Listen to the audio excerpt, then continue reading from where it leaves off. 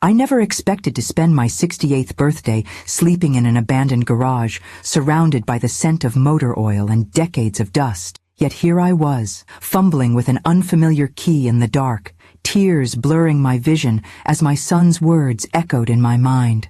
"You're just a useless old woman, Mom. What would you even do with a real inheritance?" Dad knew that. My hand trembled as I finally managed to slide the key into the rusted lock. The ancient door groaned in protest as I pushed it open, the beam of my flashlight cutting through decades of darkness. And that's when I saw it. I froze in place, my breath catching as the light revealed what lay inside. This couldn't be possible. This couldn't be what Robert had meant when he left me just a garage in his will. But let me back up. You need to understand how I ended up here, homeless on my birthday, clutching a suitcase containing what remained of my 42-year marriage. The day had started with me standing beside my son in our attorney's office, Jonathan in his perfectly tailored suit, me in the black dress I'd worn to Robert's funeral 3 weeks earlier. Mr. Hoffman, our family attorney for decades, had seemed unusually uncomfortable as he prepared to read Robert's will. "Before I begin," he'd said, adjusting his glasses, "I want to assure you that everything is legally binding and precisely as Mr. Campbell instructed." Looking back, I should have recognized that statement as the warning it was. The reading itself passed in a blur, but certain phrases stood out with devastating clarity. "To my son, Jonathan Campbell, I leave our penthouse residence in Los Angeles and my primary investment portfolio." And then, almost as an afterthought, "To my beloved wife, Susan Campbell, I leave the property located at 1420 Industrial Parkway, the garage and its contents." A garage. After 42 years of marriage, my husband had left me a garage. Jonathan's face had transformed from solemn grief to barely suppressed triumph in an instant. I remember his hand on my shoulder, squeezing slightly too hard as he'd leaned down to whisper, "Don't worry, Mom. I'll make sure you're taken care of." I'd been too stunned to respond, too confused to question. Why would Robert do this? Where was I supposed to live? What was I supposed to do? The answers came brutally clear that evening when Jonathan drove me back to what I still thought of as my home, the penthouse overlooking the city that Robert and I had shared for the last 15 years of our marriage. I'd barely stepped through the door when Jonathan set my suitcase down in the entryway. "I think it would be best if you found somewhere else to stay, Mom." I'd stared at him, not comprehending. "What do you mean? The penthouse is mine now. It's in the will." His voice had that rehearsed quality he'd perfected in business dealings. "I'm having some colleagues over tomorrow to discuss turning Dad's study into a home office, and I need to start making changes. But where am I supposed to go?" The question came out small, bewildered. Jonathan had shrugged, the gesture dismissive in its casualness. "You could stay with Aunt Helen for a while. Or there's always that garage Dad left you." His laugh had a cruel edge I'd never heard before. "Though why he left you that dump is beyond me. What are you going to do with it? Open a mechanic shop at your age?" I'd felt something shift inside me then, some foundation crumbling. "Jonathan, this is my home. Your father and I—" "It's not your home anymore." He'd cut me off, his voice hardening. "It's mine." Dad made that perfectly clear. I'd reached for the back of a chair to steady myself. "I need time to find somewhere to go. Surely you don't expect me to leave tonight." That's when he'd said it, the words that would echo in my mind for hours afterward as I drove aimlessly around the city, eventually finding myself on an unfamiliar street in the industrial district, staring at a dilapidated garage with a padlock on its door. "You're just a useless old woman, Mom. What would you even do with a real inheritance?" Dad knew that. The cruelty had been so unexpected, so at odds with the son I thought I'd raised, that I couldn't even respond. I'd simply taken my suitcase, my purse, and the key Mr. Hoffman had given me after the reading, and walked out. So here I was, standing in the open doorway of a forgotten garage, my flashlight beam revealing something so unexpected that I couldn't process what I was seeing, because the interior wasn't filled with junk or abandoned tools as I'd expected. The space before me contained 3 vehicles, each covered with custom-fitted cloth covers, arranged with meticulous precision. But it was the gleaming object partially visible at the front of the garage that had stopped my heart momentarily. The unmistakable silver grille of what appeared to be a vintage Aston Martin, its polished surface catching the light of my flashlight like a beacon in the darkness. What was this, and why on earth had Robert kept it secret from me all these years? I stepped forward, drawn by confusion and curiosity, unaware that I was about to discover just how thoroughly I had misunderstood my husband's final gift. My fingers trembled as I pulled the fitted cover from the Aston Martin, the soft material sliding away to reveal a 1964 DB5 in pristine silver birch, identical to the one Sean Connery drove in those James Bond films Robert loved so much. The car gleamed under my flashlight beam as if it had just rolled off the factory floor, not as if it had been sitting in this obscure garage for God knows how long. "Robert," I whispered into the stillness, "what on earth were you doing?" My husband had never mentioned collecting cars. In 42 years of marriage, there had never been a hint of this passion, investment, secret life. I didn't even know what to call it. I moved to the next vehicle, my heart beating faster as I gently pulled away its cover. A 1956 Mercedes-Benz 300 SL Gullwing emerged, its distinctive doors and elegant lines unmistakable even to my untrained eye. The deep blue paintwork was immaculate, the chrome details catching my flashlight's beam like scattered stars. The third cover concealed a Ferrari, a 1967 275 GTB4, according to the small plaque mounted on a stand beside it. Its deep red color reminded me of the wine Robert would order on our anniversaries, rich and intense. Each car was accompanied by a leather portfolio containing what appeared to be documentation, provenance papers, maintenance records, purchase agreements. I was no expert, but even I knew these weren't just nice old cars. These were museum-quality treasures worth, I couldn't even guess. "There's got to be an explanation," I murmured, my voice strangely loud in the silent garage. That's when I noticed the envelope taped to the wall beside a light switch. It had my name written on it in Robert's unmistakable handwriting. With fingers that wouldn't quite stop shaking, I pulled it down and found the light switch, flooding the garage with unexpected brightness from modern LED fixtures recessed into the ceiling. The sudden illumination revealed that this was no ordinary garage. The space had been professionally finished with climate control systems, custom flooring, security features, and specialized storage areas along the walls. This wasn't some abandoned building. It was a carefully designed automotive sanctuary. I sank onto a leather bench positioned against one wall, the envelope heavy in my hands. After a moment's hesitation, I broke the seal and pulled out several pages of Robert's distinctive stationery. "My dearest Susan, if you're reading this, then I'm gone, and you've discovered what I've come to think of as my final gift to you. First, I need to say I'm sorry for the shock and confusion you must be feeling right now.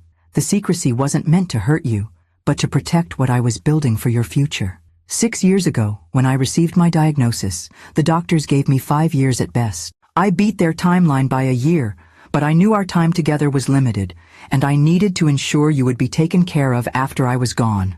I paused, blinking back tears. Robert's diagnosis of progressive heart failure had been devastating, but he'd always downplayed its severity, insisting he had plenty of time. I'd had no idea he'd been planning for the end from the very beginning. "I know you're wondering about the will, about why I would leave our home to Jonathan instead of to you. Believe me, this decision caused me more sleepless nights than my health ever did. But over the past decade, I've watched our son change. The ambitious boy we raised has become something different, something harder and more calculating than I ever wanted him to be. The truth is, I feared what would happen to you if I left everything to both of you jointly, or even if I split things equally. Jonathan would have found ways to control the assets, to manage your portion for your benefit, as he would say. I've seen how he speaks to you when he thinks I'm not listening, how he dismisses your opinions and needs." A tear splashed onto the paper, blurring the ink slightly. I hadn't realized Robert had noticed those interactions. I'd always made excuses for Jonathan's dismissive behavior, telling myself he was just busy, just stressed with his career. So I created this split inheritance with very deliberate intentions. Jonathan has received what he will see as the valuable portion, the penthouse, the visible investments, the status symbols. But what you're looking at now, my love, is the real wealth. These 3 cars alone are worth approximately $12 million. The documentation will confirm their provenance, and you'll find contact information for Marcus Weatherby, my trusted dealer and advisor for these acquisitions. He can help you with whatever you decide to do with them. $12 million? I looked up at the three silent machines, their gleaming surfaces reflecting the overhead lights. That couldn't possibly be right, but the cars are just the beginning. In the safe behind the photograph of us in Venice, combination is our anniversary, you'll find documentation for several investment properties I've acquired over the past 6 years, all placed in a living trust that transferred to your name upon my death. You'll also find banking information for accounts that should provide you with comfortable income for the rest of your life. My hands shook so badly, I had to set the letter down for a moment. There was a safe? I looked around and spotted the framed photo on the wall, Robert and me on the Rialto Bridge, laughing as a street musician serenaded us during our 35th anniversary trip. I rose unsteadily and moved toward it. The safe opened with a soft click when I entered our anniversary date. Inside, I found a thick portfolio and several USB drives neatly labeled. The top document in the portfolio was titled, Estate of Robert Campbell, Complete Asset Inventory for Susan Campbell. I flipped it open and immediately had to sit down again as columns of numbers and property descriptions swam before my eyes. Apartment buildings in Seattle, commercial property in Chicago, a small vineyard in Northern California, stock portfolios, bonds, private equity investments. The total value at the bottom of the page made my ears ring. With numbed fingers, I returned to Robert's letter. I know this is overwhelming, and I'm sorry for keeping all of this from you. At first, it was just a project to channel my anxiety about the future, but as the portfolio grew, I realized revealing it prematurely might put it at risk if Jonathan discovered the extent of these holdings. You're probably wondering why I didn't simply protect you through more conventional means. The truth is, I wanted to give Jonathan a chance to show his true character. Perhaps, faced with his inheritance and responsibility for you, he would rise to become the man we raised him to be. If he's proven himself worthy, if he's ensured your comfort and security, then perhaps you might choose to share some of this wealth with him. But if he has revealed a different nature, well, then this legacy is your protection against that reality, your independence, your freedom. I had to stop reading again as a sob escaped me. Robert had known. He had anticipated exactly what would happen, had foreseen how Jonathan would react to gaining control of the penthouse. I've always believed that character reveals itself most clearly at moments of inheritance, both what we receive and what we believe we deserve. Jonathan is receiving a test as much as an inheritance. And you, my love, are receiving the means to live the remainder of your life exactly as you choose, beholden to no one. All my love, now and always, Robert. I clutched the letter to my chest, tears flowing freely now. After 42 years of marriage, I thought I had known everything about my husband. Instead, it seemed I was only now discovering the true depth of his love and foresight. As I sat surrounded by millions of dollars worth of automotive art, the irony wasn't lost on me. Just hours ago, my son had thrown me out of what I thought was my home, calling me a useless old woman while believing he had received the valuable inheritance. How wrong he had been. About everything. I spent that first night on a leather sofa I discovered in a small adjoining office within the garage complex. It wasn't until morning that I fully appreciated the extent of Robert's preparations. The office contained a compact bathroom with shower, a mini refrigerator stocked with water and basic provisions, and even a small closet with several changes of clothes in my size, tags still attached. My practical husband had anticipated I might need temporary shelter here. Daylight revealed more details I'd missed in my emotional state the night before. The garage wasn't some neglected industrial space, but a meticulously renovated facility with state-of-the-art security, climate control systems, and custom lighting designed to showcase the vehicles. What looked dilapidated from outside was intentional camouflage, concealing the treasures within. After a simple breakfast of granola bars and bottled water, I called the number for Marcus Weatherby that Robert had included in his letter. Despite the early hour, he answered on the second ring. "Mrs. Campbell," he said, his British accent unmistakable. "I've been expecting your call. First, please accept my condolences for your loss. Robert was not just a client, but a friend." "Thank you, Mr. Weatherby," I replied, my voice still rough from crying. "I'm a bit overwhelmed. I only discovered the garage and its contents last night." "Yes, Robert mentioned you wouldn't know until after his passing. I'm happy to answer any questions and assist however I can." Would you like me to come to the garage? 2 hours later, a distinguished man in his 60s arrived in a modest sedan, parking carefully beside my old Toyota. Marcus Weatherby looked exactly as his voice had suggested. Silver-haired, impeccably dressed in a tweed jacket with leather patches at the elbows and carrying a slim leather portfolio. "Mrs. Campbell," he said, extending his hand. "A pleasure to meet you, though I wish it were under happier circumstances." As we settled in the office area with coffee from a thermos he'd brought, Marcus helped me begin to understand the scope of what Robert had created.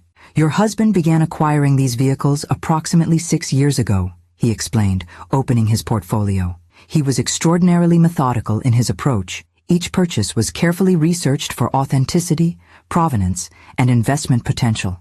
"But why cars?" I asked, still struggling to connect this passion with the husband I thought I'd known completely.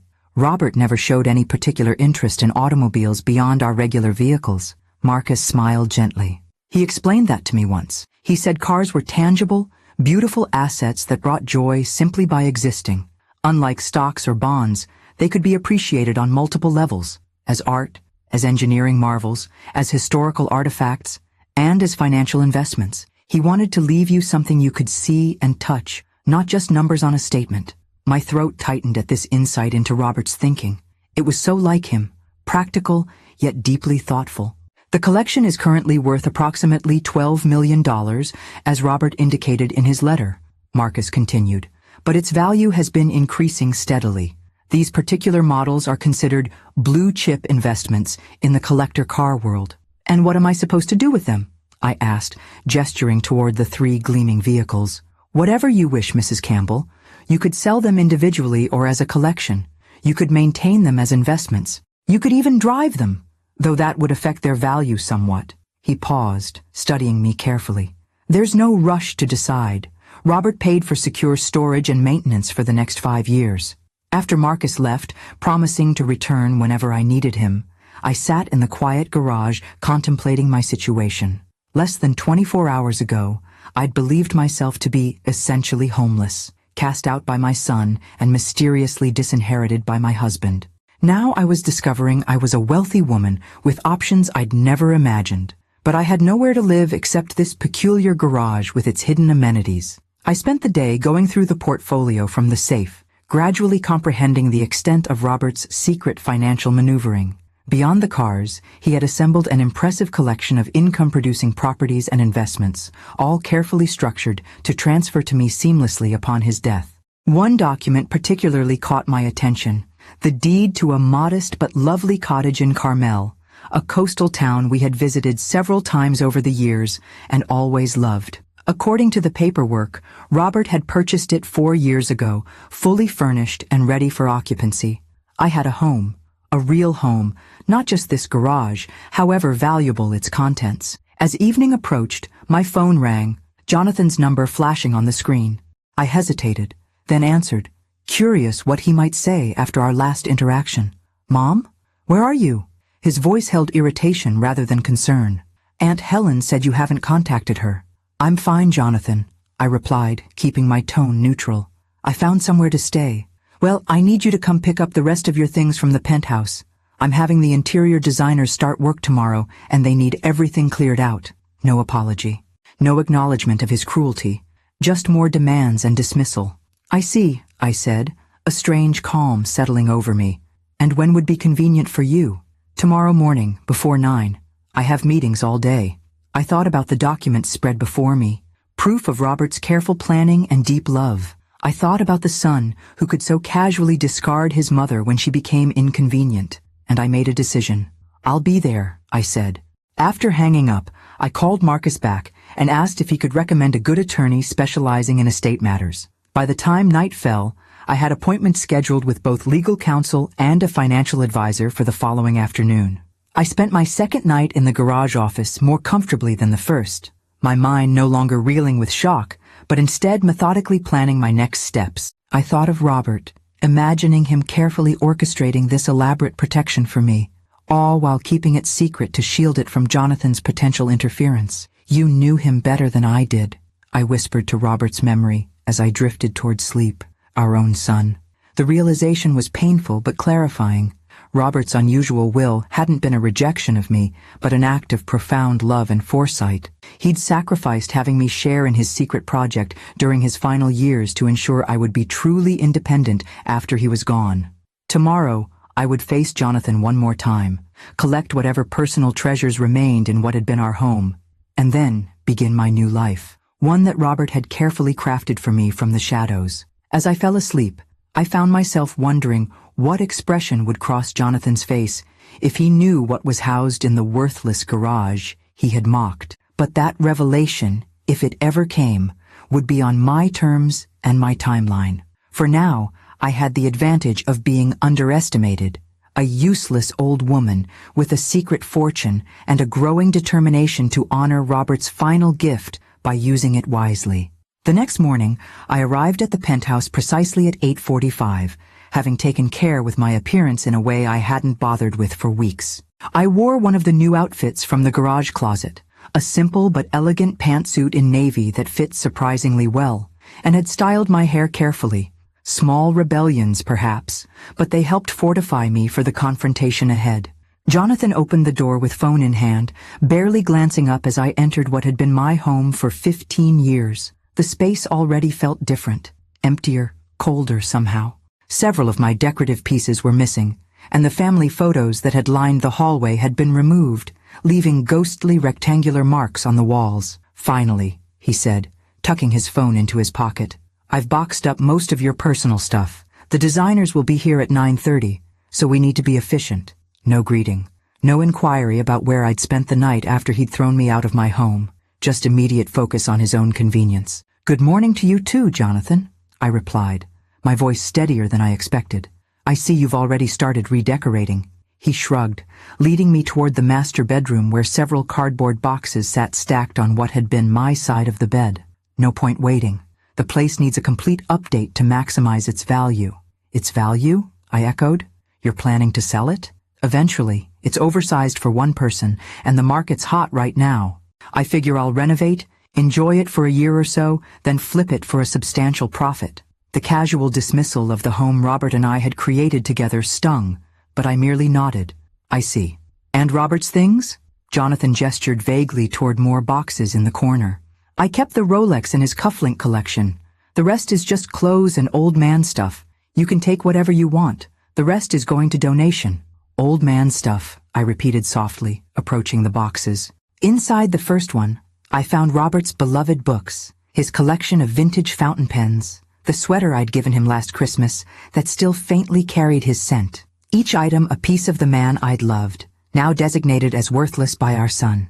I methodically began sorting through the boxes, setting aside items precious to me, while Jonathan paced impatiently, checking his watch every few minutes. "Can't you hurry this up?" he finally snapped. "It's just stuff, Mom. You don't even have a place to store it all." I looked up at him, really seeing the man my son had become, handsome like his father, but with none of Robert's warmth or compassion in his eyes. When had that happened? When had ambition and materialism hollowed him out so completely? "I have a place," I said quietly, "and I'll take as much time as I need. These aren't just possessions, Jonathan. They're memories." He rolled his eyes. "Fine. I have calls to make. Just be finished by 9:30. He strode from the room without a backward glance. As I continued carefully selecting items to take with me, I found myself moving through stages of grief, not just for Robert, but for the son I thought I'd raised. Had he always been this cold, this dismissive? Had I simply refused to see it, making excuses for increasingly callous behavior over the years? Robert had seen it clearly, though, clearly enough to create an elaborate plan to protect me from our own child. When I finished selecting what mattered most to me, I found Jonathan in what had been Robert's study, now half emptied of its contents. My husband's beautiful mahogany desk, the one he'd inherited from his father, was gone, replaced by some sleek glass and chrome monstrosity that looked more like a spacecraft than furniture. "I'm finished," I announced from the doorway. Jonathan glanced up from his laptop. "Great. Do you need help carrying things down? I can call the doorman." "That would be appreciated, thank you." I hesitated, then added, "I'd like to say a proper goodbye to the place if you don't mind." 15 years of memories deserves a few moments of reflection. Something flickered in his expression. Irritation, impatience, perhaps a fleeting touch of guilt, but he nodded, Sure, whatever. Just lock up when you leave. I need to meet the designers downstairs. He brushed past me without another word, leaving me alone in the emptying penthouse. I took my time walking through each room, saying silent farewells to the space where Robert and I had spent our later years together. In our bedroom, I opened the closet one last time, running my fingers along the few remaining items of Robert's clothing that Jonathan hadn't yet boxed up. At the back of the closet, I noticed something. Robert's old leather messenger bag, pushed into a corner as if hastily hidden. I pulled it out, unzipping it to find a sealed envelope inside with my name written on it, along with a note. If you find this, Susan, it's an extra copy of everything in the garage safe, just in case. My clever, thorough husband, creating backups to his backups. I tucked the envelope securely into my purse, an unexpected treasure from this final visit. When the doorman had helped load my selected possessions into my car, I took one last look at the building before driving away. I felt a strange mixture of loss and liberation. The penthouse had been our home, filled with memories both beautiful and painful, but it had never truly been mine, in the way Robert had intended the garage and its contents to be. I drove directly to the law offices of Patricia Winters, the attorney Marcus had recommended. She was a striking woman in her 50s with keen eyes and an air of formidable competence that immediately put me at ease. Mrs. Campbell, she greeted me, shaking my hand firmly. I've reviewed the documents you forwarded. Your husband created quite an extraordinary estate plan. Yes, I agreed, settling into the chair across from her desk. I'm still trying to comprehend it all. From what I can see, everything is in impeccable order. The trust structures are sound, the transfers clean. He clearly worked with excellent counsel. She leaned forward slightly. What I'd like to understand is what you hope to achieve now. I considered her question carefully. I need to secure my future, find a permanent place to live, understand my financial position completely. I paused, then added, and I need to determine how to handle my relationship with my son going forward. Patricia nodded. From what you've shared about recent events, that last point may be the most complicated. Have you decided whether to tell him about the extent of your inheritance? Not yet, I admitted. Part of me wants him to continue believing I have nothing but a worthless garage. Let him live with the consequences of his actions and attitudes, but I'm not sure that's the right approach either. There's no rush to decide, she assured me. For now, let's focus on getting you settled and secure. I suggest you visit the Carmel property as soon as possible. If it meets your needs, you can begin transitioning there immediately. By the end of our 2-hour meeting, I had a clear action plan. Visit the cottage in Carmel, meet with the financial team that had been managing Robert's secret investments, and take my time making decisions about the cars and other assets.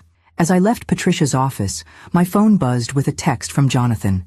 Designers love the space. Going with a complete gut renovation. Dropped your old photo albums at Helen's place since you didn't take them. No inquiry about whether I wanted those family photos. No concern about where I was staying or how I was managing. Just casual disposal of more memories he deemed worthless. I didn't respond. Instead, I called to book a hotel in Carmel for that night. It was time to see the home Robert had prepared for me, the real inheritance he had intended all along. As I drove away from the city toward the coastal highway, I felt a weight lifting from my shoulders. For the first time since Robert's death, I wasn't merely reacting to loss and shock. I was moving purposefully toward something new. Whatever lay ahead in Carmel, whatever decisions awaited regarding Jonathan and the fortune Robert had secretly built, I would face them on my own terms. The useless old woman my son had dismissed was finding her strength, 1 mile at a time. The coastal drive to Carmel soothed something in my soul that had been raw since Robert's death. As Highway 1 wound along the cliffs, offering glimpses of the Pacific's vast blue expanse, I felt myself breathing more deeply than I had in weeks. The late afternoon sun cast a golden glow over everything, as if nature itself were welcoming me to this new chapter. I followed the GPS directions through Carmel's charming downtown with its fairy tale cottages and upscale boutiques, then down tree-lined streets, increasingly residential in character. When the navigation announced, "Arriving at destination," I pulled up before a modest stone cottage, partially hidden behind mature cypress trees. The property wasn't large or ostentatious, but it radiated charm and privacy. A natural wood gate led to a flagstone path that wound through a small but beautifully maintained garden. With the key from the document packet, I unlocked the Dutch door and stepped inside. The interior stopped me in my tracks. Every detail seemed chosen specifically with me in mind.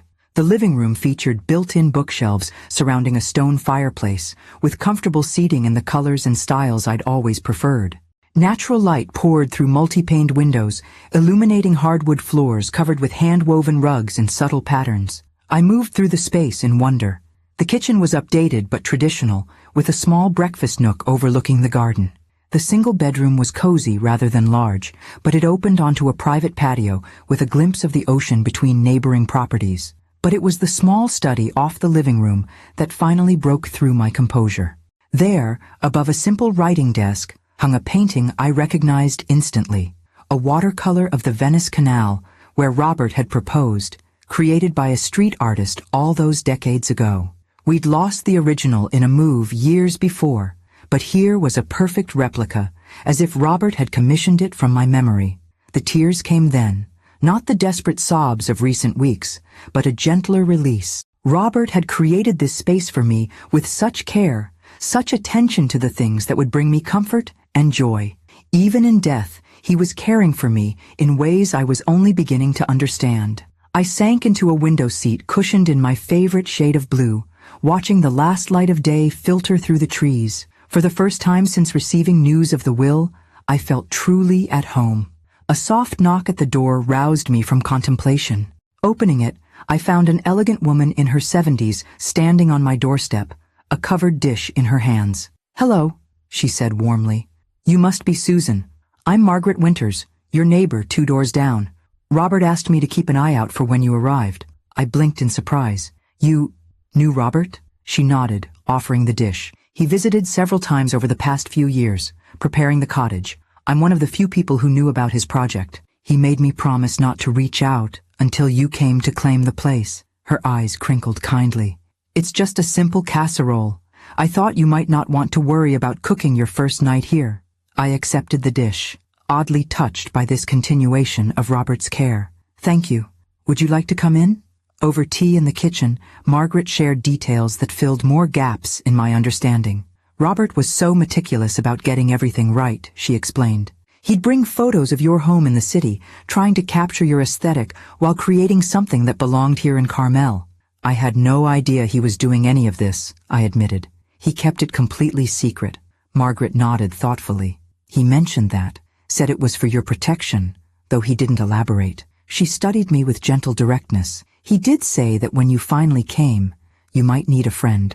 Someone who understood what it was to rebuild a life after loss. You've lost someone too?" "My husband, 8 years ago." She smiled softly. "It gets different, if not easier. Having good neighbors helps." By the time Margaret left, promising to introduce me to others in the community when I felt ready, I had a deeper appreciation for Robert's thoroughness. He hadn't just provided me with financial security and a physical home. He'd thought about my emotional and social needs as well. That night, I slept in the cottage's comfortable bedroom, lulled by the distant sound of waves and the gentle tick of a grandfather clock in the hallway that reminded me of the one in my childhood home. For the first time since Robert's passing, my sleep was deep and untroubled. The next morning, I explored the cottage more thoroughly in daylight. In the study desk, I found a folder containing all the practical information I might need. The names of local doctors, service providers, community resources, even a membership to the local library already paid for in my name. I also discovered a handwritten note tucked into the desk blotter dated just 3 months before Robert died. "My dearest Susan, if you're reading this, you've found your way to Carmel and the home I hope brings you peace and joy. I wish more than anything that I could be sharing this next chapter with you, watching the sunset from the garden, walking the beach in the early morning fog. I know this transition can't be easy. You're facing enormous changes, some by choice and some by circumstance beyond your control. But I've always admired your resilience, even when you doubted it yourself. The cottage is yours to use however you wish, as a permanent home, a getaway, or even to sell if it doesn't suit you. My only hope is that it offers you a fresh start, free from obligations or expectations that don't serve your happiness. I love you, always. Robert." I pressed the paper to my chest, feeling simultaneously bereft and profoundly loved. Even now, Robert was giving me permission to chart my own course, to make decisions based on my own needs rather than obligations to his memory. Over the next 3 days, I settled into a gentle rhythm of exploration, walking the beach in the mornings, getting to know the town's shops and cafes, meeting a few neighbors Margaret introduced me to. Each evening, I returned to the cottage that increasingly felt like mine, not just a place Robert had prepared. On the 4th day, as I was enjoying morning coffee in the garden, my phone rang with a familiar number, Jonathan. I hesitated before answering, conscious of how our last interaction had affected me. "Hello, Jonathan," I said, keeping my tone neutral. "Mom, where are you?" His voice held that familiar note of impatience. "Aunt Helen said you haven't been staying with her, and you're not answering at your friend Ruth's place either." I took a slow sip of coffee before responding. "I'm taking some time for myself, Jonathan. I found a place to stay." "Now what does that mean? What place? You can't just disappear like this." "I'm not discussing my whereabouts right now," I replied, surprised by my own firmness. "Was there something specific you needed?" A pause, then his voice shifted to what I recognized as his business negotiation tone. "Actually, yes. I've been going through Dad's papers more thoroughly, and I found some references to additional investments that weren't covered in the will reading. I think there might be accounts or properties we don't know about yet." My heart beat faster, but I kept my voice steady. "Oh? What kind of references?" "Nothing specific, just notes about meetings with financial advisors I don't recognize, some cryptic comments about securing future assets. I thought you might know something about it." "Your father handled most of our finances," I said, which was true enough. "If there are additional assets, I'm sure Mr. Hoffman would have mentioned them." "Maybe," Jonathan said, sounding unconvinced. "Listen, when are you coming back to the city? We should discuss this in person. I've got the penthouse torn apart for renovations, but we could meet somewhere." "I'm not sure when I'll be back," I replied honestly. "I need this time away." His frustration was palpable even through the phone. "Mom, this is ridiculous. You can't just wander off without telling anyone where you are. What if there's an emergency? What if something happens to you?" "I'm perfectly fine, Jonathan. I'm not wandering, and I'm not alone. I'm simply taking space to process everything that's happened." "This isn't like you," he said, accusation creeping into his tone. "First, Dad leaves you practically nothing in the will, then you disappear without a word. People will talk." I almost laughed at the irony. "Let them talk, Jonathan. I'm beyond caring about appearances at this point." After ending the call with vague assurances that I'd be in touch when I was ready, I sat in the garden considering this new development. Jonathan was getting suspicious, looking for assets he believed were rightfully his. How long before he discovered the truth? And when he did, what would I do? The question Robert had posed in his letter loomed larger with each passing day. Had Jonathan proven himself worthy of sharing in this unexpected wealth? So far, his actions had only confirmed Robert's concerns about his character. But people could change, couldn't they? The son I remembered from years ago, the one with compassion and genuine warmth, was he still in there somewhere, beneath layers of ambition and entitlement? I didn't have answers yet, but for the first time I felt strong enough to wait for them to emerge. The cottage, like Robert's love, had given me not just shelter, but something I'd been missing for too long. The space and security to trust my own judgment again. 2 weeks after settling into the Carmel cottage, I'd established a comfortable routine that felt both novel and natural. Mornings began with coffee in the garden, or walks along the beach when fog didn't shroud the coast. Afternoons were dedicated to practical matters, meeting with financial advisors, learning about the properties Robert had acquired, understanding my new circumstances. I'd begun to appreciate the extent of Robert's planning. The cottage was just the most personal aspect of a comprehensive strategy to ensure my independence. The income properties generated substantial monthly revenue, while the investment portfolios were conservatively managed for long-term stability rather than aggressive growth. "Your husband was unusually thorough," remarked Howard Lentz, the financial advisor who had worked secretly with Robert. "Most clients focus primarily on asset accumulation. Robert was equally concerned with creating systems for management that wouldn't burden you with daily decisions unless you wanted that involvement." I was in Howard's Monterey office, reviewing quarterly statements for the various trusts Robert had established. He knew I didn't have his head for financial intricacies, I acknowledged. Howard smiled. "He mentioned that. But he also said you had excellent judgment about people and an intuitive understanding of value that he respected enormously. This glimpse of how Robert had spoken about me to others was unexpectedly moving. Even as he'd kept his plans secret, he'd maintained his faith in my capabilities. "There is one matter we should discuss," Howard continued, his tone shifting slightly. "We've received inquiries from a Jonathan Campbell, claiming to be conducting a review of his late father's financial affairs." My hands tensed around my teacup. My son. What exactly did he want to know? He was fishing for information about additional accounts or investments beyond what was disclosed in the will. I followed protocol and explained that client confidentiality prevents me from discussing any accounts without proper authorization. "Thank you," I said, relief evident in my voice. Jonathan received his inheritance as specified in the will. Robert's intentions regarding the rest were quite clear. Howard nodded.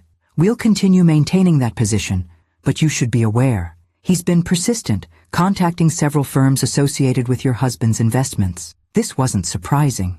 Jonathan had always been tenacious when pursuing something he wanted, a quality that had served him well in business, but manifested as entitlement in personal matters. "I appreciate the warning," I told Howard. "I'm still determining how to handle this situation with my son." Driving back to Carmel, I contemplated the growing evidence of Jonathan's investigation. His suspicions, initially vague, were clearly solidifying into active pursuit. How long before he discovered the garage and its contents? Before he learned about the cottage? Before he realized the extent of what Robert had kept from him? And perhaps more importantly, what would I do when that happened? I was still pondering these questions when I arrived at the cottage to find an unfamiliar luxury SUV parked outside. My heart sank as I recognized the personalized license plate, J. Campbell. Jonathan stood on my doorstep, arms crossed, expression a mixture of triumph and accusation. "Found you," he said as I approached. "Interesting place you've got here, Mom. When were you planning to mention it?" I kept my voice calm despite my racing pulse. "Hello, Jonathan. This is a surprise." "I bet it is," he replied, glancing pointedly at the cottage. "Care to explain how you're suddenly a property owner in one of California's most expensive coastal towns?" I unlocked the door, gesturing him inside. No point in creating a scene for the neighbors. "I think you'd better come in." Jonathan followed, his critical gaze taking in every detail of the cottage interior. I could almost see him calculating its value, measuring its worth against his expectations. "Charming," he said, the word somehow rendered insulting by his tone. "So this is why you've been dodging my calls. You've been hiding out in a secret vacation home." "I haven't been hiding, Jonathan. I've been processing enormous changes and deciding how to move forward." I set my purse down and faced him directly. "How did you find this place?" He smiled without warmth. "I'm not completely incompetent, Mom.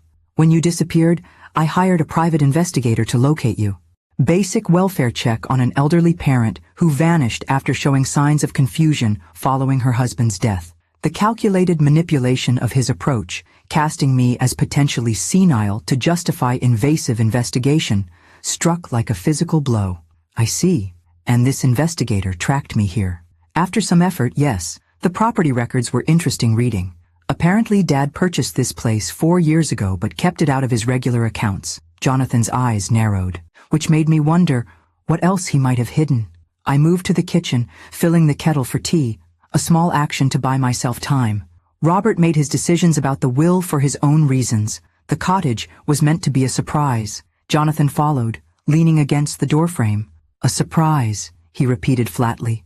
"Like that worthless garage in the industrial district? Another one of Dad's surprises?" My hands stilled on the kettle. He knew about the garage. The question was, how much did he know about what it contained? "The garage was part of his estate," I said carefully. "Yes, the mysterious garage that no one could explain." Jonathan's voice hardened. "I visited it yesterday, Mom. Door was locked, but the windows, while dirty, still allowed a peek inside when the light was right." I kept my expression neutral, though my heart hammered painfully. And I saw enough to know there are cars in there. Vintage cars, from what little I could make out." His jaw tightened. "Cars worth significantly more than that penthouse Dad left me.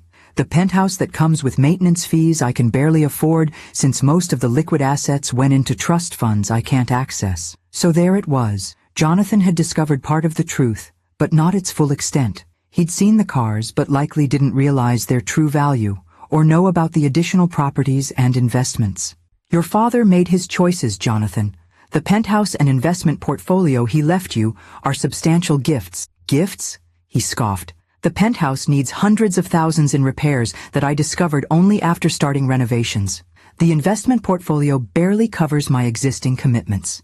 Meanwhile, you're living in a Carmel cottage and apparently own a collection of classic cars worth God knows how much. I poured boiling water into the teapot, the familiar ritual steadying my nerves. What exactly do you want from me, Jonathan? The truth would be a start, he replied. Did you know about these secret assets all along? Were you and Dad planning this manipulation of the inheritance? No, I said firmly, meeting his gaze. I knew nothing about the cottage or the garage until after Robert died. I was as surprised as you are now. This admission seemed to catch him off guard. Then why keep it from me these past weeks? Why disappear instead of explaining? Because I needed time to understand it myself, I answered honestly. And because your behavior after the will reading didn't exactly invite confidence or collaboration. He flinched slightly, then recovered. I was upset, finding out Dad had essentially disinherited me in favor of you. Disinherited you? I interrupted, disbelief coloring my voice. He left you a multi-million-dollar penthouse and investment accounts worth millions more. A fraction of what he apparently had hidden away. Jonathan's voice rose. Those cars alone are worth what, Jonathan? I challenged. How would you know their value unless you've been investigating far more thoroughly than you're admitting? He had the grace to look momentarily abashed. I have contacts in the collector car world, made some discreet inquiries based on what little I could see. Of course you did, I murmured, suddenly weary of the deception and counter-deception. Would you like some tea? If we're going to have this conversation, we might as well be civilized about it.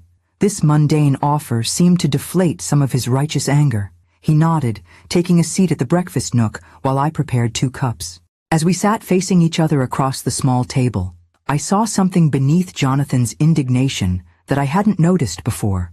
A vulnerability, perhaps even fear. For all his bluster about being cheated out of his rightful inheritance, was there something more fundamental driving his pursuit? Jonathan, I began, my tone gentler. Why does this matter so much to you? You have a successful career, a beautiful home, financial security most people never achieve. What difference does it make if Robert left additional assets to me? He stared into his teacup, avoiding my gaze. It's not about the money. Not really. Then what is it about? When he finally looked up, I glimpsed the child he had once been. Uncertain, seeking approval. It's about what it means. Dad trusted you with these assets, these secrets. He didn't trust me. And there it was, the core wound beneath the entitlement and anger. Not greed, but rejection. In his mind, Robert's careful planning represented not protection for me, but lack of faith in him. Oh, Jonathan, I sighed. It wasn't about trust or lack thereof. Your father was trying to create security for both of us in different ways. By hiding millions in assets from me, his bitterness returned. By leaving you secretly wealthy while making it seem like he'd left you nothing but a worthless garage. I took a careful sip of tea, considering how much to reveal. The moment had come sooner than I'd expected, forcing a decision I wasn't fully prepared to make. How much of Robert's reasoning should I share? How much of the truth could Jonathan bear to hear? The late afternoon light slanted through the cottage windows, casting long shadows across the kitchen table where Jonathan and I sat in uneasy silence. I studied my son's face, the familiar features that echoed Robert's, yet somehow lacked the compassion that had always softened my husband's expression. There's a letter, I said finally, from your father.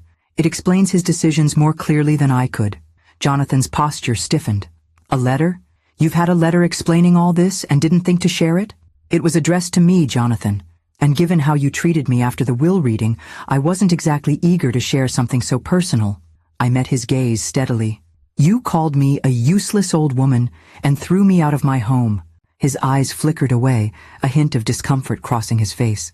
I was upset. People say things they don't mean when they're emotional. Do they? I asked quietly. Or do moments of high emotion simply reveal what's normally kept hidden? Rather than answering, Jonathan gestured impatiently. This letter, do you have it here? I rose and went to the study, retrieving both Robert's original letter from the garage and the copy I'd found in his messenger bag. Returning to the kitchen, I hesitated before handing him the copy. Before you read this, I want you to understand something. Your father loved you, Jonathan. Nothing in his actions was meant to hurt you, only to protect what he valued. Let me be the judge of that, he replied, taking the letter with barely concealed eagerness. I watched as he read, his expression shifting from anticipation to disbelief to something darker. His hands tightened on the paper, knuckles whitening as he reached the paragraphs addressing Robert's concerns about his character. When he finished, he set the letter down with deliberate care, as if afraid his control might shatter if he moved too quickly. So, he said, his voice dangerously quiet, Dad thought I was what? Too materialistic? Too selfish to be trusted with the family wealth? He was concerned about how your values had changed over time, I corrected gently, and about how you might handle having authority over my financial well-being. And his solution was to deceive me? To create this elaborate scheme making me think I got the valuable inheritance while secretly leaving everything of real worth to you? His voice rose with each question, indignation building. Do you have any idea how humiliating this is? Jonathan, no, he cut me off, standing so abruptly his chair scraped against the floor. You don't get to Jonathan me in that patronizing tone. Not after this. Dad manipulated me, tested me like some lab rat to see if I'd pass his twisted moral examination. I remained seated, refusing to match his emotional escalation. Your father made the best decisions he could based on what he observed over years, not days or weeks. If his assessment seems harsh, perhaps that deserves reflection rather than rejection. He paced the small kitchen, tension radiating from every movement. Reflection? You want me to reflect on being portrayed as some kind of heartless monster in my own father's eyes? That's not what the letter says, I pointed out. It expresses concern about certain tendencies, not a fixed judgment of your entire character. Jonathan stopped pacing to stare at me incredulously. Are you seriously defending this? He left you a fortune while setting me up to reveal my true nature. And apparently, I failed his test spectacularly by expecting to actually receive what the will specified. There was no point arguing about his characterization. In a sense, he wasn't wrong. Robert had indeed created a situation designed to reveal character through action. And Jonathan's actions after the will reading had confirmed rather than disproved his father's concerns. The question now, I said carefully, is where we go from here. He laughed without humor. Where we go? That's simple. As Robert Campbell's son and heir, I have every right to contest this arrangement. Hidden assets, secret trusts, it all smacks of deliberate attempt to circumvent normal inheritance. I had anticipated this reaction. The legal structures your father created are impeccable, Jonathan. The assets were his to distribute as he saw fit, and he did so through proper channels, documented and legitimate. Contesting would be expensive, lengthy, and almost certainly futile. You sound awfully confident for someone who claimed to know nothing about finances, he shot back. I've had several weeks to consult with excellent advisors, I replied evenly. The same ones who helped your father create these arrangements. Jonathan braced his hands against the counter, his back to me. For a long moment, neither of us spoke. When he finally turned, his expression had shifted from anger to calculation, a look I recognized from negotiations I'd witnessed over the years. What if we reached a compromise, he suggested, his tone deliberately reasonable. A more equitable distribution that honors Dad's wishes while acknowledging my position as his son. Surely half of these assets— No, I interrupted, surprising us both with my firmness. I'm not negotiating Robert's final wishes. The assets he left me aren't just about money, Jonathan. They represent his care, his foresight, his desire to ensure I would never be dependent on anyone's goodwill, including yours. So that's it? His voice hardened again. You keep everything, justified by Dad's paranoid suspicions about me? I stood then, meeting him at eye level. What I choose to do with these assets going forward will depend on many factors, but your sense of entitlement to them isn't helping your case. My case? He scoffed. So I'm on trial now too? In a way, yes, I acknowledged, deciding complete honesty was necessary. Your father's letter gave me discretion about sharing these assets with you if you demonstrated certain qualities. Your behavior since his death, particularly toward me, will influence those decisions. The blunt assessment landed like a physical blow.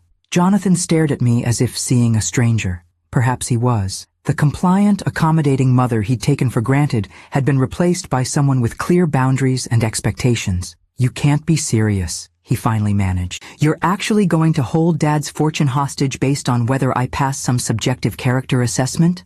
"I'm going to honor the spirit of your father's wishes," I corrected, "which included protecting these assets from being squandered or misused." He grabbed his car keys from the table. "This isn't over. Not by a long shot. Jonathan," I called, as he headed for the door, "before you rush off to consult attorneys, consider something. What if your father was right? What if this inheritance, the visible, prestigious part, was exactly what you needed to recognize certain truths about yourself?" He paused at the threshold, not turning. "Save the philosophical lessons, Mom. I've had enough Campbell family wisdom for one day." After the door slammed behind him, I sank back into my chair, emotional exhaustion washing over me. The confrontation had gone almost exactly as I'd feared, Jonathan focusing entirely on what he perceived as rightfully his, showing no real concern for my welfare or acknowledgement of his previous behavior. Yet beneath his indignation, I'd glimpsed something else, the hurt of a son who felt his father had judged him and found him wanting. That pain was real, even if his response to it was problematic. I made myself a fresh cup of tea and carried it to the garden, seeking comfort in the coastal breeze and late afternoon sunlight. Robert's letter had predicted this moment, had prepared me for Jonathan's reaction. What it hadn't prepared me for was the weight of becoming the arbiter of his character, of holding the power that Robert had entrusted to me. My phone buzzed with a text from Margaret.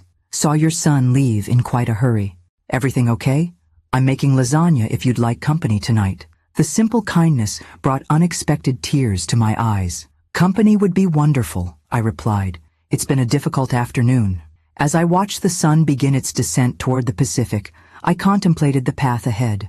Jonathan would almost certainly consult attorneys, though any legal challenge would ultimately prove futile.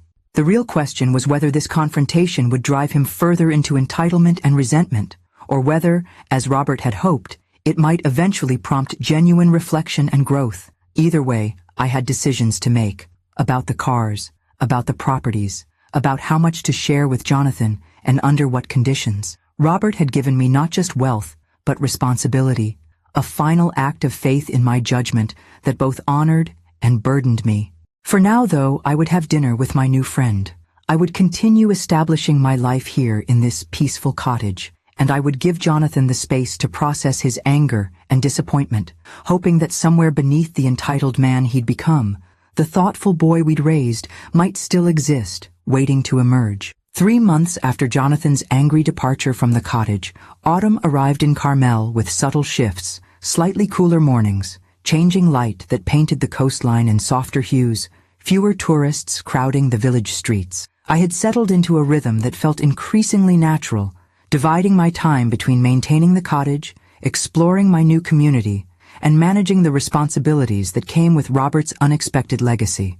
With Patricia Winter's guidance, I'd established a comfortable system for overseeing the various properties and investments. The cars remained in their secure garage, maintained by Marcus Weatherby's team through monthly visits. I'd even driven the Aston Martin once, a tentative journey along the coastal highway that had left me exhilarated and oddly closer to Robert, as if sharing something he had loved.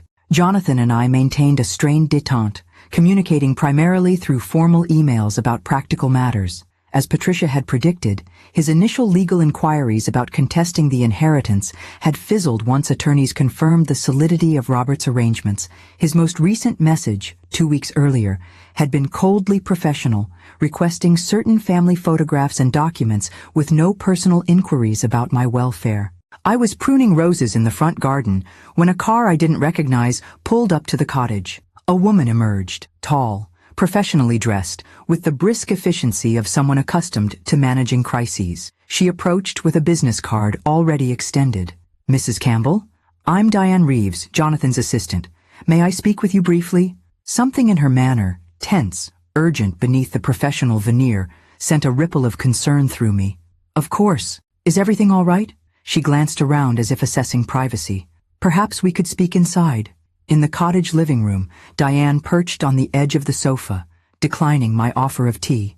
"Mrs. Campbell, I'm here because Jonathan has experienced some significant setbacks. He asked me to speak with you directly, as he felt you might not take his call. What kind of setbacks? I asked, though a sinking feeling suggested I already knew. Financial ones primarily. She opened a slim portfolio she'd been carrying. The renovation costs on the penthouse exceeded estimates by nearly double. There were structural issues that couldn't have been anticipated, requiring substantial additional investment. I nodded, unsurprised. Robert had mentioned the building's aging infrastructure years ago, though his suggestions about preventative maintenance had been dismissed as unnecessary expense. Simultaneously, Diane continued, Jonathan's primary investment failed. He had committed substantial capital to a development project that encountered regulatory obstacles. The details are complex, but essentially, he's facing significant losses with limited liquid assets to cover them. I see. I kept my expression neutral, though part of me had been anticipating something like this. Jonathan had always pursued aggressive investment strategies, preferring dramatic gains over steady growth. And how does this concern me? Diane shifted uncomfortably.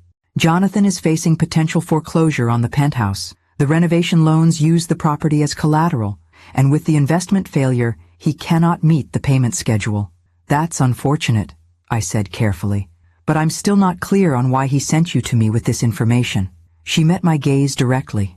Mrs. Campbell, to be blunt, Jonathan needs financial assistance. He's aware that you have resources that could help him avoid bankruptcy and losing the penthouse. There it was. The request I'd been expecting since the confrontation 3 months ago. Not an apology, not a reconciliation attempt, but a financial appeal delivered through an intermediary to avoid the humiliation of asking directly. Has Jonathan considered selling the penthouse? I asked. Even partially renovated, it would likely cover his debts. He's explored that option, Diane acknowledged. Unfortunately, in its current state, mid-renovation, the property would sell at a significant loss. Additionally, there are complications with some of the contractors that make a quick sale problematic. Translation: Jonathan had likely alienated the construction team through demanding behavior or payment issues, creating additional obstacles. I appreciate you coming to explain the situation, I said after a moment. Please tell Jonathan I've heard his request and will consider it. Diane looked startled by the non-committal response. Mrs. Campbell, the situation is quite urgent. The foreclosure proceedings could begin within weeks. I understand, I replied, my tone firm but not unkind. And I'll need time to consider my response. That's all I can offer today. After showing the clearly dissatisfied assistant out, I sat in my garden thinking about Jonathan's predicament. Robert's letter seemed almost prophetic now. He had anticipated that Jonathan's financial decisions might eventually lead to crisis, creating the very scenario we now faced. The next morning, rather than calling Jonathan immediately, I drove to the city to see the penthouse situation for myself. The building's doorman, recognizing me from my years living there, allowed me up without calling ahead. What I found was sobering. The once elegant home had been gutted to the studs in most areas, with exposed wiring and plumbing creating a hazardous maze. Construction equipment sat abandoned, a fine layer of dust suggesting weeks had passed since any work had been done. Expensive marble and custom fixtures were stacked haphazardly, some already damaged from improper storage. As I carefully picked my way through what had been our home, I felt a complex mixture of emotions. Sadness for the destruction of spaces that held so many memories, frustration at the obvious waste and mismanagement, and an unexpected sense of gratitude for Robert's foresight in protecting me from depending on Jonathan's financial judgment. I was examining water damage extending from the master bathroom into adjoining rooms when I heard the front door open. "Mom!" Jonathan's voice carried through the gutted space. "The doorman said you were here." He appeared in the doorway, and I was struck by how different he looked from our last encounter.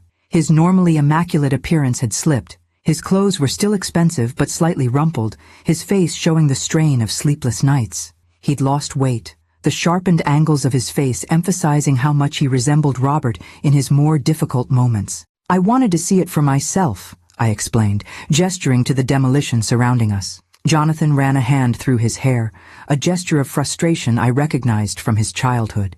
"I assume Diane spoke with you." "Yesterday," I confirmed. "She explained your financial situation." And the single word carried a weight of expectation, and I needed to understand the full picture before making any decisions.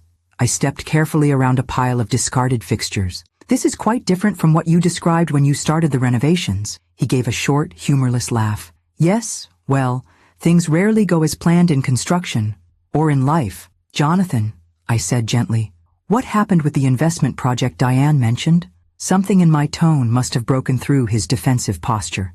He sank down on an overturned bucket, suddenly looking exhausted. I overextended, he admitted. The development opportunity seemed guaranteed. Luxury condos in an up-and-coming area, pre-construction sales already strong.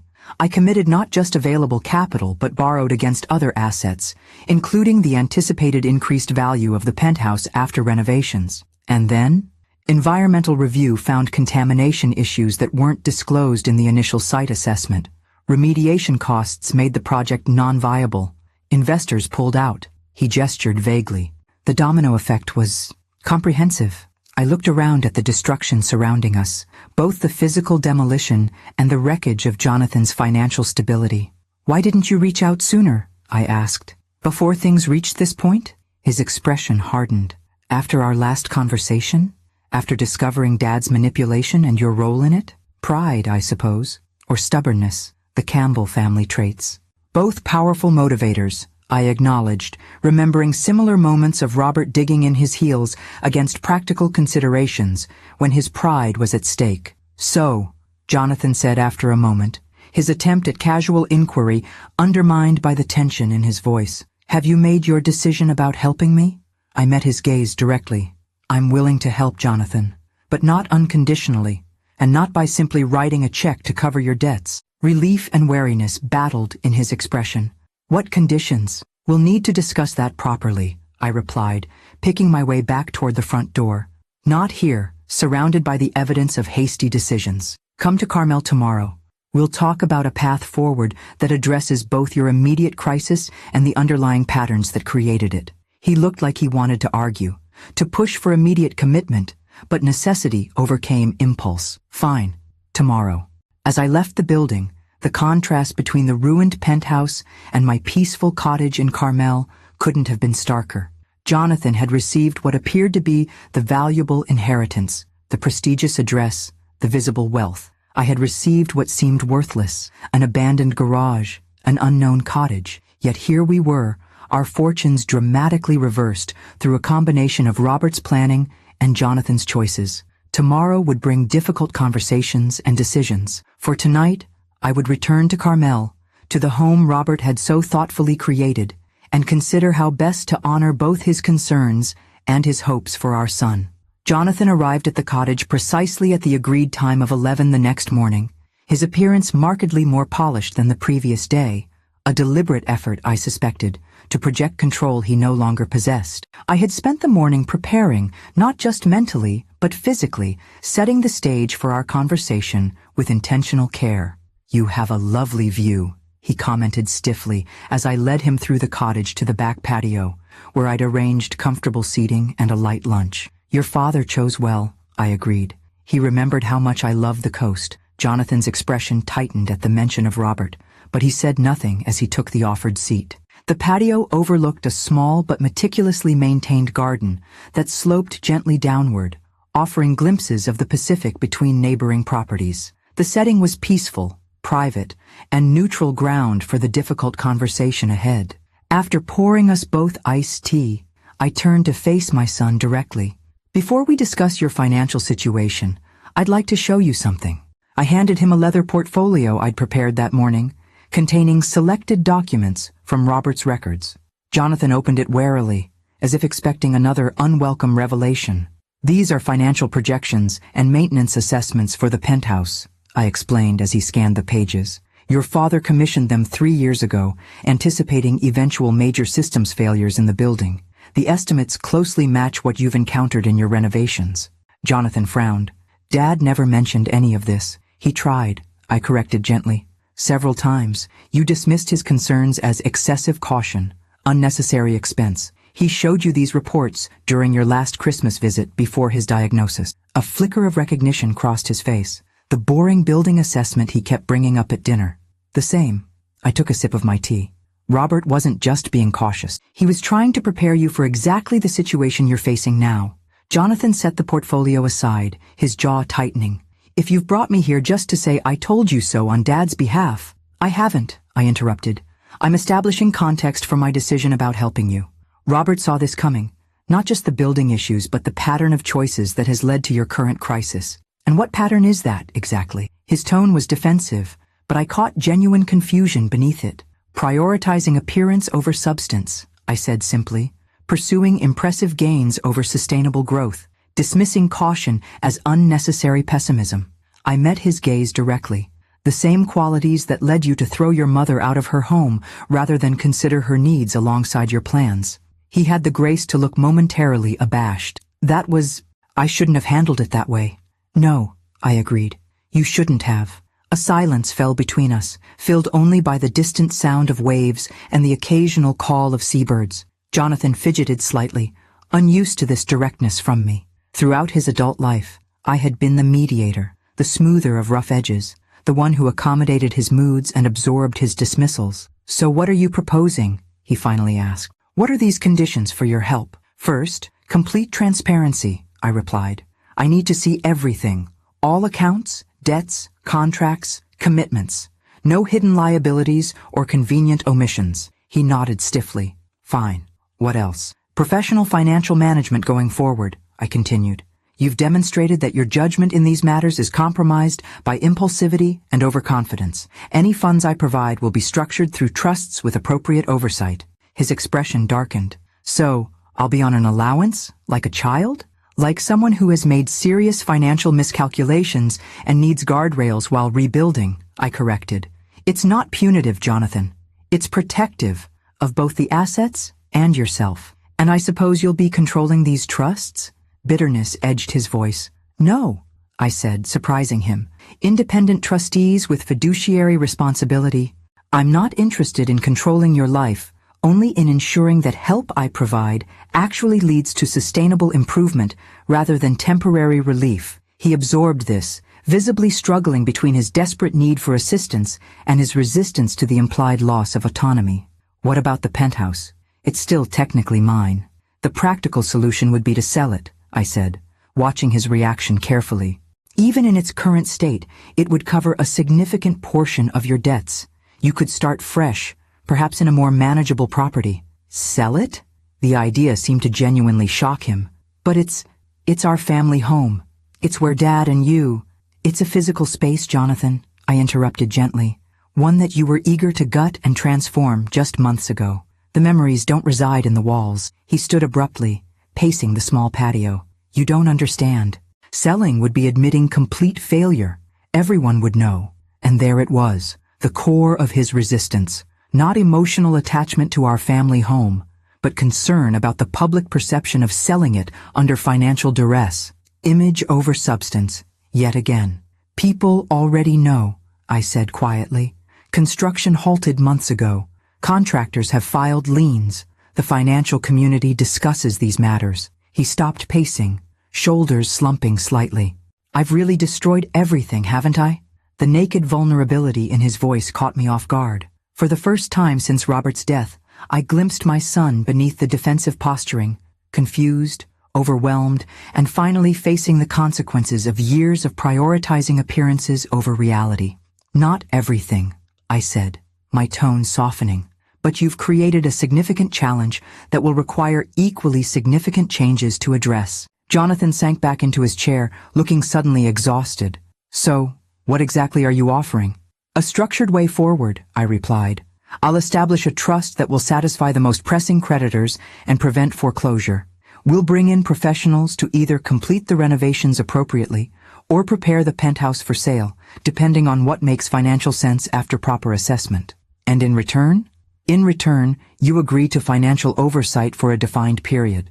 You work with a counselor on the underlying patterns that created this situation. And I hesitated, then continued firmly.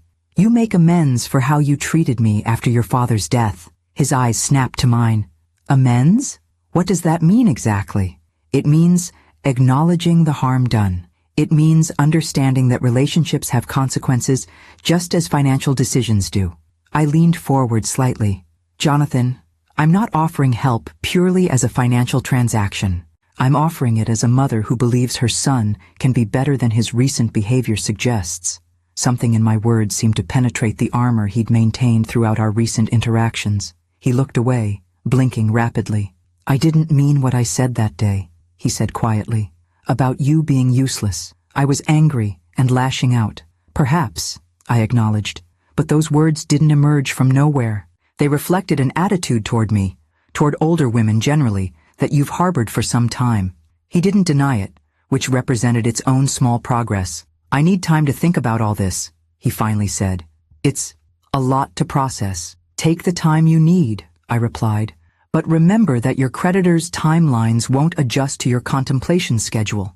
Some decisions have narrow windows of opportunity. As Jonathan left the cottage an hour later, neither of us had definitive answers about the path forward. I had outlined my offer and conditions. He had neither accepted nor rejected them outright. But something had shifted in our interaction, a tentative step toward honesty that had been absent in our relationship for years. That evening, sitting in the garden as twilight settled over Carmel, I found myself wondering what Robert would think of my approach. Had I been too harsh? Too accommodating? There was no way to know, of course, but I felt a quiet confidence that I had found my own balance, neither the enabling mother I had sometimes been, nor the purely transactional business person Jonathan might have expected.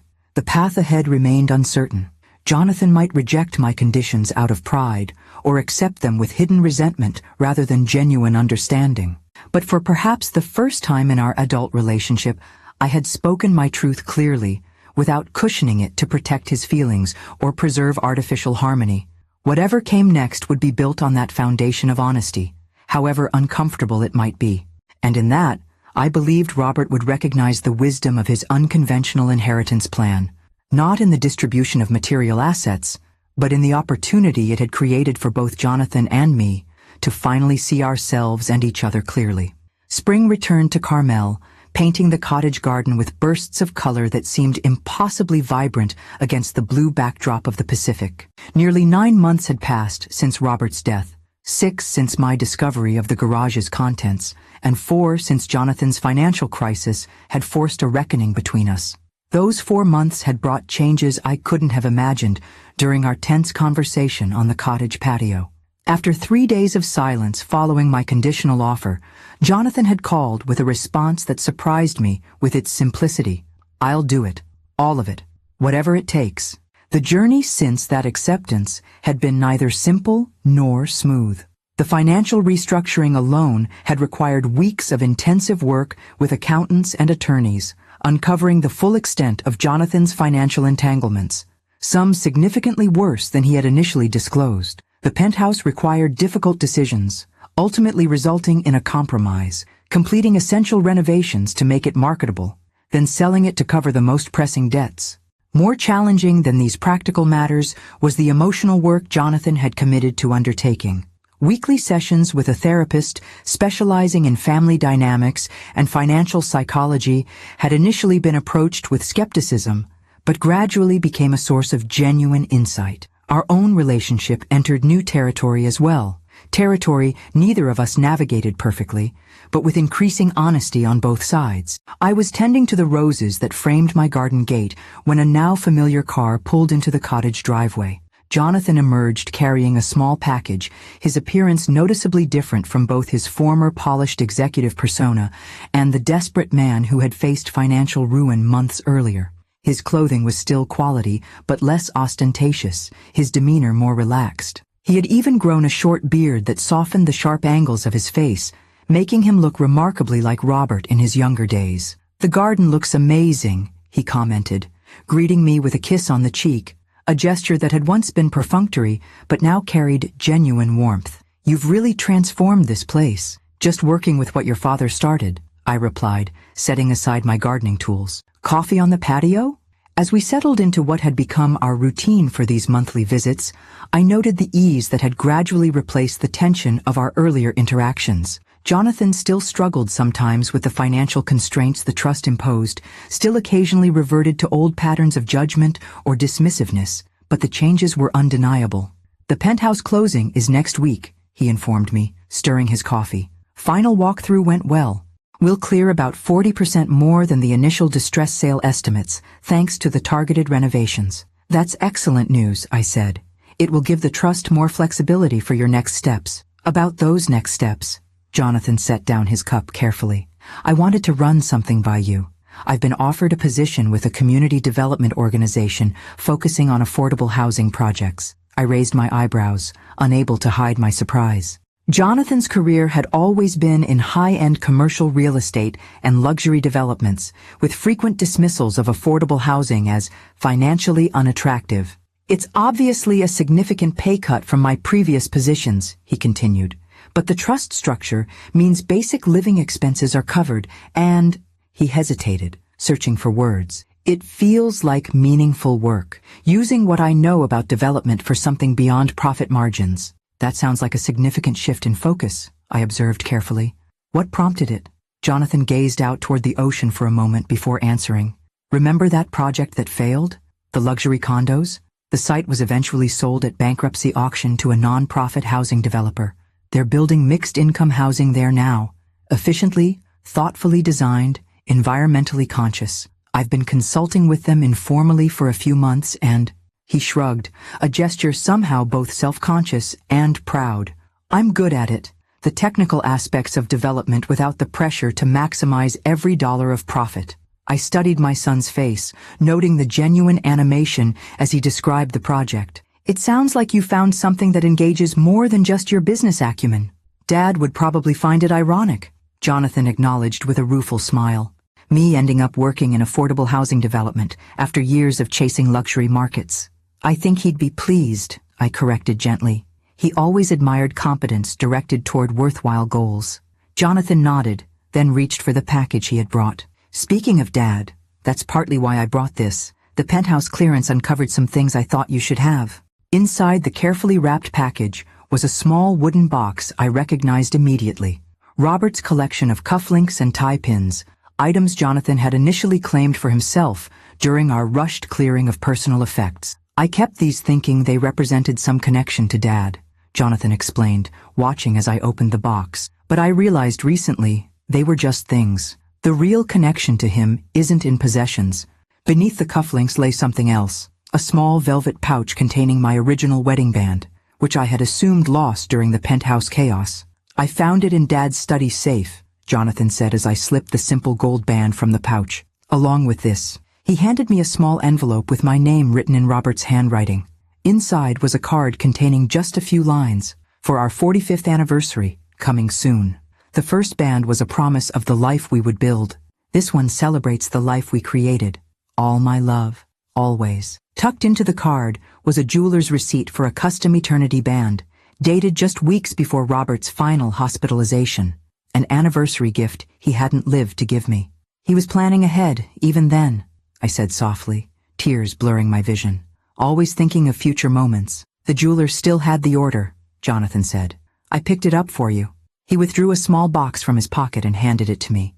Inside was a delicate band of sapphires and diamonds. Simple, elegant, exactly my taste. The stones caught the spring sunlight, sending prisms dancing across the patio table.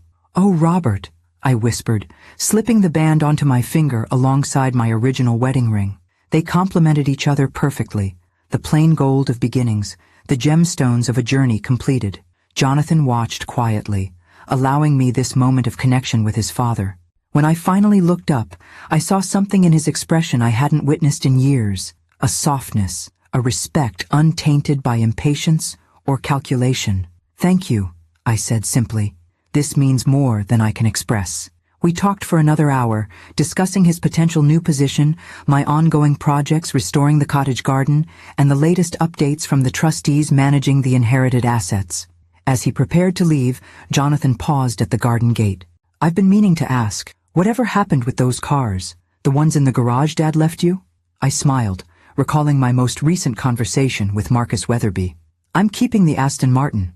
Robert would have loved knowing I occasionally drive it along the coast. The others will be sold, with proceeds divided between a foundation supporting financial education and a trust for your future children, should you have any. Future children, Jonathan repeated thoughtfully. That's optimistic. Your father was always an optimist at heart, I replied. Beneath his practical planning lay a fundamental belief that people can grow, can become better versions of themselves when given the right opportunities. As I watched Jonathan drive away, I reflected on the extraordinary journey the past year had encompassed.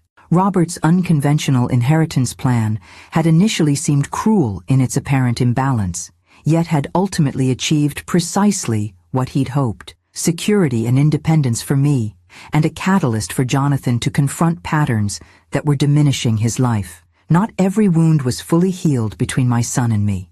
Not every lesson had been perfectly learned, but we had begun a new chapter based on honesty rather than convenience, on mutual respect rather than obligatory roles. That evening, I drove the Aston Martin along the coastal highway, the powerful engine purring beneath me as I navigated curves Robert had never seen me take. The setting sun transformed the ocean into molten gold, while my hands, adorned with both the plain band of beginnings and the jeweled circle of completion, guided the wheel with growing confidence. "You were right," I said aloud to Robert's memory, my voice carried away by the rush of wind. About so many things. The worthless garage that had once represented my son's dismissal of my value had transformed not only my circumstances, but our relationship.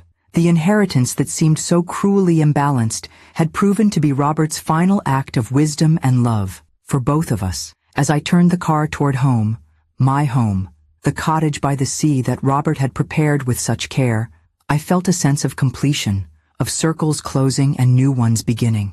Whatever the future held, I would face it with the security of Robert's planning behind me, the lessons of this challenging year within me, and the hard-won wisdom of knowing my own worth guiding me forward. The garage key that had once opened only a physical door had ultimately unlocked something far more valuable, a new understanding of love, legacy, and the courage to begin again, no matter one's age or circumstances.